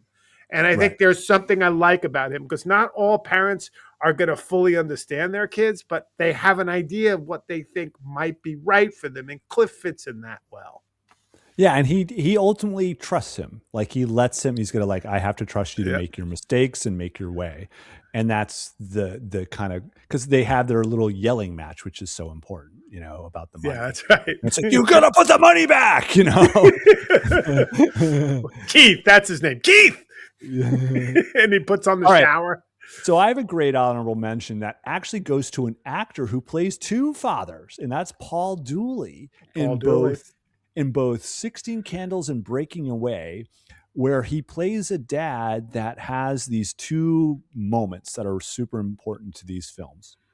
So in Yes, Breaking true. Away, he's basically a retired cutter. So he used to work in the lime fields and cutting stone, and he retires to become basically he's not retired. He becomes a used car salesman, and his son Dave Stoller, who's got his exotic interests in cycling and Italian culture and Italian cyclists in specific, and he's just complaining and complaining and complaining about ID this, ID that. It's really, really bad, you think, until basically, in this moment where Dave goes to race. The Cinzano team comes to town, and he gets to race with them. And what do?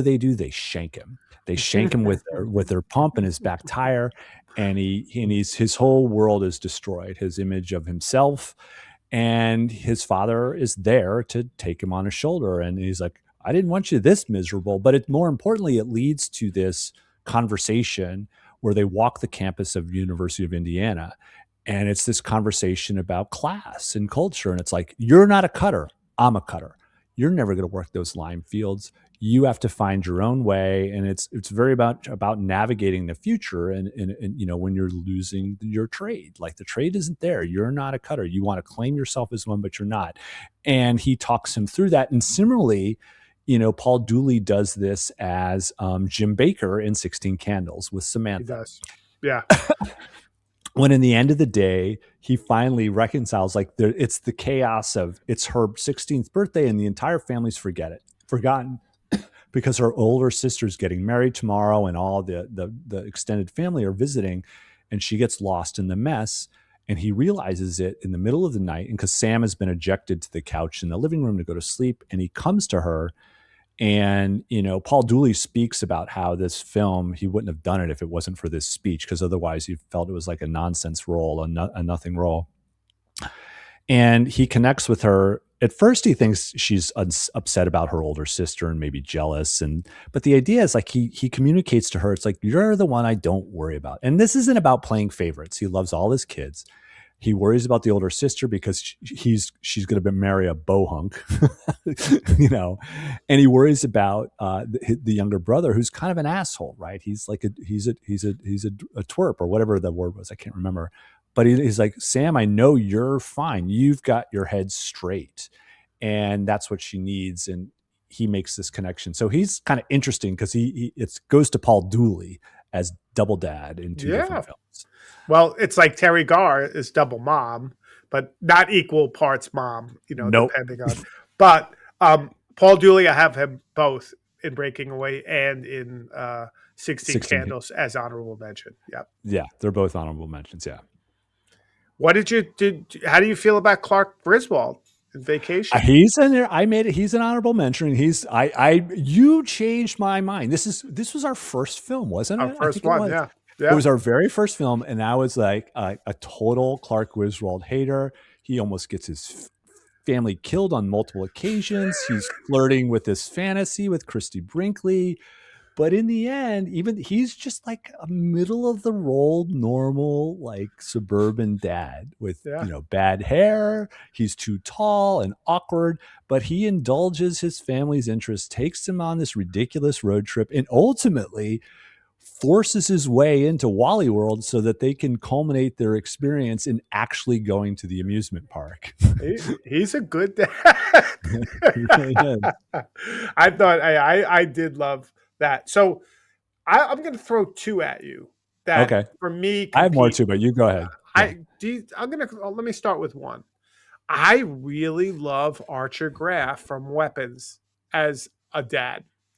Ooh, that one's So slightly controversial for me, but you first. I think he's a great dad because Archer Graff is the figure in played by Josh Brolin in the movie Weapons, which we're going to talk about after this, where he essentially is really the only parent who's kind of struggling, not the only one struggling with the loss of his kid, but the only one who is doing something about it, Right. He seemingly, persists. Yeah. and persists. And he goes to the talk at the school and he speaks up. And obviously it's estranged his wife, him and his wife. Yep. He's sleeping in his kid's bedroom. He's obsessed with it, but that Yeah. obsession ultimately leads him to figuring out, the only one who kind of figures out the vectors to which these kids are flying, and ultimately working with his, to start nemesis, the teacher, Justine. Justine, to Yeah. actually find out and to find his kid, right? And like when he finds his kid at the end, he's like, I found you, right? I finally found you, Matthew. I finally found you. And there's that sense of like, that's been this dad's mission. And So, I like that about him. but the callback, I'm going to have the clapback, if you will, is Matthew's the bully. But that's Matthew's, not his fault. is it?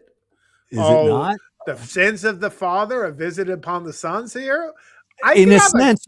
So the idea is like, I'm trying to imagine what was the family like before the missing children, because there's more to it than just he's a bully. okay, go. In his dream, he specifically talks about basically being an emotionally withholding father, right? I didn't say I love you. Like I felt it. I felt it here, Jim Groom, but I didn't say it. I think you're getting technical here, and here's why. Uh, I am. Here's why. Because we see Archer in the process of this film, realizing who he is as a dad and yeah, no, doing that. So, I like, if think we're he's going to go back into his history, we could find out maybe Paul Dooley fucking beat the shit out of that guy at some point, and we And didn't he see dropped it. That's and he dropped Sam on her head when she was a baby too, right? it doesn't mean it didn't happen, Michael. I'm Yeah. only dealing with the what I I'm have, working with the I'm evidence I working have. I am working with two pieces of evidence, and I described actual two pieces of evidence, Yeah, but I am not willing to dismiss him as a dad. But I'm just saying those are something things that I kind of noticed in this second watching of Weapons, and with more intensity. circumstantial evidence. I just want to They say. are circumstantial. I agree. I agree. All right, so I have another one for you. I have for you this one you're gonna love. Okay, I'm ready. Duncan's dad in Some Kind of Wonderful. Oh, So I was thinking about that. That's so awesome. You say that. yeah, so Elias Koteas plays Duncan, who's like the token skinhead, of the high school, who Who Keith steals makes the a really movie? He's the best yeah, thing yeah, about the and movie. he befriends Keith in detention because they share art, as in common, right? He Keith paints. Duncan carves in the nice the desktop at the school, and True. but he it's Duncan's dad who we realize. So Keith Duncan's got a good relationship with his dad, even though he's presented as an outsider and a potential miscreant. He's made human through his relationship with Keith, but he's also made more human and richer as a character through his dad, who's a security guard at the museum that allows Keith to get in there and put his portrait of Amanda Jones amongst all the famous paintings in the museum. Yes. So it's a small stand up, but played by Carmine Caridi, who actually is in I think he's in Godfather 2. He like stabs the man who sleeps with the fishes in the hand, or no, he's the one who holds the hand down while the other one stabs him in the hand. You know. Ah. Anyway, Well, he look, was yeah, he's a I great love actor. that you came up with Elias Koteas' dad. What's his Yeah, name in it? Duncan. Yeah, Duncan's yeah, dad. Duncan's the character. Yeah, That's awesome. I yeah. love that. My favorite nomination yet. So and after that, I think you're gonna like this. Okay. I have Alan Arkin in Slums of Beverly Hills. He's great, but he has one really fatal misgiving in that movie. I mean, he's got the "let's go to Sizzler" attitude. Let's Yeah. get a I steak mean, at Sizzler I'm attitude. not talking about the most perfect dad. There's no Yeah, but he perfect dad. tries to feel up his niece, so that's a Oh, that's right. pretty bright line. Yeah, you're right. Okay, scratch that Yeah, nomination. like that. What's like if it weren't for that one moment, He's lonely. he's ugh, but it's his niece, Jim Groom. You're It's his right. niece. You're right. Scratch it. Okay, thank you. Okay. All right, I have another one for you. And this one I wish I had come up with in your created category, which is a surrogate dad, and that's Theo in Children of Men, and and as Oh played by yeah. Clive Owen. And most importantly, in the scene where he basically helps Key give birth, and it's his memory of being a father. It's his memories of Good knowing one. how to take care of a child, which is lost because this is a dystopian film where humanity has lost the ability to procreate, but we have this immaculate conception kind of story of Key, who's got going to be giving birth to a Fuji baby, and they've lost their doula to the trials of moving through whatever. I can't remember. It's like crazy. And yeah, it's like being tied to this moment that he helps Key, like not only literally with the physical birth, but the connecting with the baby immediately after and knowing how to care for it, because he's like part of that cultural memory that's being lost. He's like thankfully one that's still there to keep it. Yeah. No, I like that. That's a really good. That's a good one. I like it a lot. Yeah. We didn't find best hippies. If we did that, we could do Michael Caine too, but we didn't Yeah. get to that. All right. I think this is my favorite dad. So Okay. I'm gonna Okay. do my favorite dad. Maybe not the best dad according to fucking your standards, but my favorite It's a dad. very particular set of skills, Jim Groom. It can be Yeah, your very particular exactly. set of skills. It's not like there's no labels here. This dad isn't going to kill 30 Albanians, but may have No. done some damage with some explosives. This is Ghetto Pat Calhoun, played by DiCaprio in Oh One yeah. Battle After Another. I think I Mm-hmm. most closely not. I don't have no experience with explosive, nor was I part of a terrorist organization. To be clear, Mm-hmm. but the fact that him and his daughter are so tight. He's a Mm-hmm. single parent. He's Yep. kept her close all this time, and we talked about he might not even be the dad, or we think Mm-hmm. he's not the dad. We know Right. he's not the dad, um, but he was a good parent. Even Yep. in times of chaos, when he when he was baked up watching Battle of Algiers, and the people are about to come to the door, right? Like I just love certain moments. But my favorite part of Ghetto Pat Calhoun from this movie is when he goes to his daughter's uh, parent teacher conference. Another example of a teacher, and he gets Oh yeah, I high love before he this. goes, but Literally in the car in the parking lot.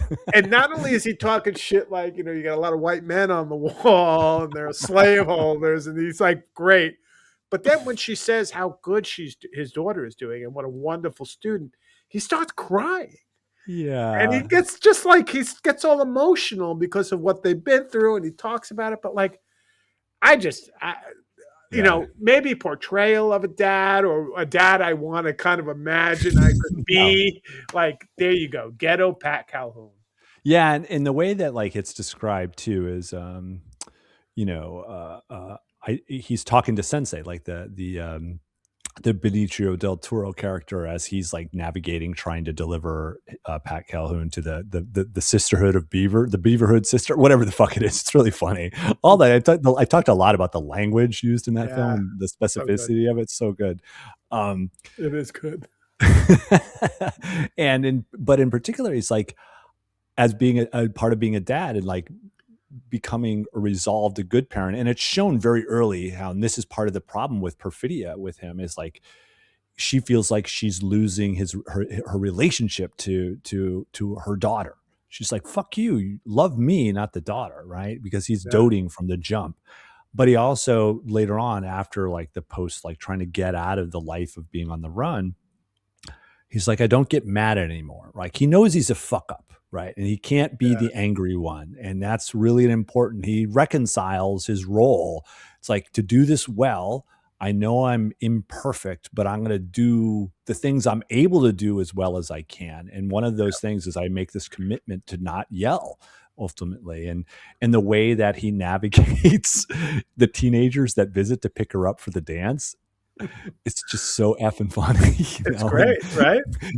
because he does play the scary dad for a hot minute. It's like we're the boy who's really, it's like, if you don't bring her home by 11, I'll come find your family and kill them, basically, or something like and that. and him and his daughter have an understanding too, right? Like Yeah. there is a real relationship there, and I Mhm. think that's you gotta love it. Like given what he's supposed to have been through in the movie and all that, blah blah blah. But like that relationship, that father daughter relationship, there is Yeah. really powerful, and so Yeah. that would be my nomination. There are better ones, I'm sure, but that would be my nomination. I mean, I like it. I mean, the last one I have, it's the obvious one, and it's Jack Butler, the Michael Keaton opposite Terry Garr portrait of Mr. Absolutely, Mom, because he's playing the domesticated dad, which is so now part of modern culture. And this is a film from the 80s where the domestic dad, dad bods and just working, doing everything from home, and he goes through his depression where he's wearing the same shirt, and he's he's doing the grilled cheese and heating it up with the iron, and he's the whoopee, which is the littlest boy's like blankie, which is his security blanket, and he fixes it by using a stapler, and like he's really bad at first, but then he becomes the like perfect wife, if you will, which is the yeah. icon of the 80s. Like we've the perfect mother, and he cleans the windows and he cleans the house, and he repairs the fence, and he does this renovation, and he gets all the chores basically under control, and he even leads like conversation with the moms and divorcees and volunteers at the PTA, and it's kind of endless. And he even does the final, like the speech with Whoopi, right? Like he does the Whoopi speech to get his son to give it up, right? And yeah, he's the icon. I kind of like your choice better just because it's more complex ultimately. But obviously, Jack Butler, and even it's important because it was more complex at the time. Even though it's a Yeah, comedy, it was an important role that didn't exist in the culture at all. Right? It it's a good didn't. point. And I think if you put it in the context of time, it was a really important portrait of a dad that didn't exist. They were all these proud, strong dads that do these things and they have their moments. But this is about, no, this is the consistent, boring, everyday parenting good dad. Because that's what parenting is. It's in the 15-minute chunks rather than the big speeches that Paul Dooley does with Ray, with Dave Stoller or with, Sam Baker. Yeah. It's what do you do every single day, every 15 minutes as you struggle to keep your head, as he describes it, is your brain going into oatmeal. No, and you make a really good you make a good case for that as, and I have him definitely. Obviously, he's on my Yeah. list. But it's kind of fun because a lot of these dads, and moms and characters in general are just basically, extensions of, like you're saying, a vision of what it means to be a parent at a moment. You know what I mean? Yeah. Yeah. And Right. I think it's an interesting take. And as we do more, I mean, obviously we didn't really mention too much. Some mention of Shane's mom, but not Shane's dad. Although Shane's dad's an interesting dad, but Shane's dad in some ways was the most controversial dad because it was a dad who had to kind of recognize the violence, maybe from World War II or from the Korea Right. War with suburbia, right? And Yeah. kind of that's a whole different moment. We know the 70s, 80s transition. We Right. don't know the 30s, 40s, and 50s in the same Yeah. way, but they're Right. there. You know what I Right. mean? Yeah. Yeah, it's been interesting, like to like it's really easy to write about and think about like those eras that we participated in. But you're right, like these are dads post World War II who, and we didn't even really talk about Shane in that complex. And Joey Starrett has My Two Dads, as I described it from a different Yeah. category we didn't end up using, where he has both Shane and Joe. He has the perfect domesticated dad who's like a loving father and a doting husband.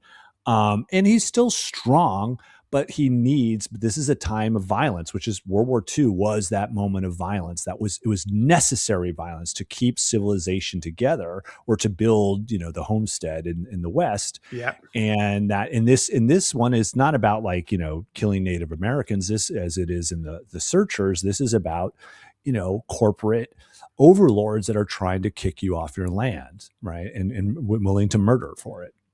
And so that's Shane has to portray that. And there was Yeah. this dichotomy we learned about from that idea. It's like the violent father can't be part of the family. Like in the Also, Searchers, he has to stand outside. And in Shane has to leave. Right. well, I'll tell you, I mean, I, absolutely. And as usual, your readings have been wonderful over the course of Shane being a good example of like some of the best highlights for me of the 47 films we've done up until now is revisiting films like Shane that I've watched and I kind of had an idea of, but then Mm. just my mind was blown open, or discovering new ones like Vengeance is Mine, Yeah. or like Jeremiah Johnson, right? I've Yeah. seen bits and pieces of it, but haven't really seen the whole thing. The New Land, like there's been movies that I've watched again and again and I love and still love, like Firstborn, right? Like I didn't bring much to that other than like I still love this. But the I New had never Land, seen that one actually. but the New Land was like, what? Like where did this masterpiece, Yeah. from Sweden come from that I'd never even heard of? And that's been kind of the nice fun piece of this whole of what we've Yeah. been doing so far. Is like it's full of surprises, not only in new films, but even better in some films you've seen and thought you understood, and then like a whole new reading pops up. And Well, that's yeah, I think awesome. it's ultimately, what yeah, as we transitioned into this theme driven look at certain sets of films, the last one which we did, we just finished was Frontier Families, and we've done others, the horror families and Families on the Run and the smackdown of 80s families between Cameron Crowe and John Hughes. Um, but the idea that this is a wonderful lens to look at movies at, because Yeah. so many pictures, not all of them, but so many pictures are about, as you said in the moment, a picture of family and what is it about. And we're the My Two Dads kind of characters that are exploring this, which is kind of fun. Not that you're the violent one and I'm the nonviolent one, or vice versa. But it's been really wonderful, year plus a few months, and really looking forward to continue it into 2026. Yeah. Yeah. Yeah.